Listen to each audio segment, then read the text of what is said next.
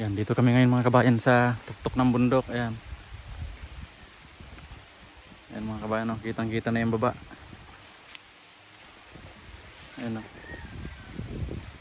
Ayan, nagre-repair kami ng antena ko dito mga kabayan.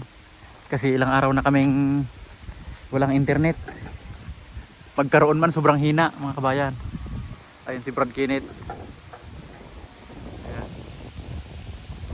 Kaya matagal-tagal akong walang upload mga kabayan kasi ang hirap magkuhan. Kahit nga message mahirap mag-send. Kaya ilang araw na kami nagre-repair mga kabayan.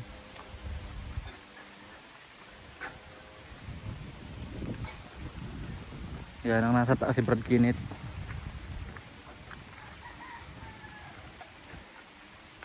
Ayan, tapos timing pa naman mga kabayan na umulan. Ayan. Buti na lang mahina lang mga kabayan na umuulan ngayon, oh. Umuulan, umiinit.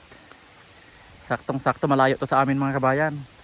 Nasa 60 to 70 kilometer galing doon sa amin. Yan, umalis kami sa bahay kaninang umagang-umaga. Yan, tatlo kami. Kasama ko si Oriel sa si Clen, ayun mga kabayan. Yan, silong muna kami.